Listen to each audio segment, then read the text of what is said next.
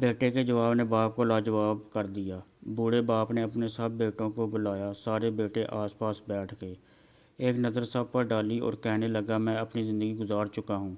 اس سے پہلے کہ آنکھیں بند ہو جائیں اپنی جائیداد تم میں تقسیم کر کے جاؤں گا۔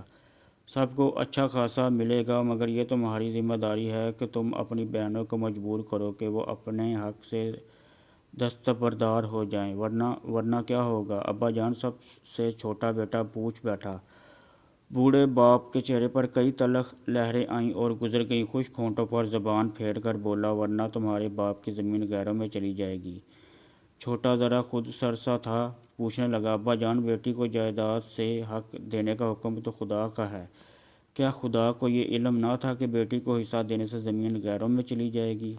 کمرے میں خاموشی چھا گئی۔ کسی کے کچھ بولنے سے پہلے وہ پھر بول اٹھا، بیٹی کو زمین دیتے ہوئے آپ کو لگا کہ زمین غیروں میں چلی جائے گی، مگر داماد کو بیٹی دیتے ہوئے آپ نے کیوں نہ سوچا کہ بیٹی غیروں میں چلی جائے گی؟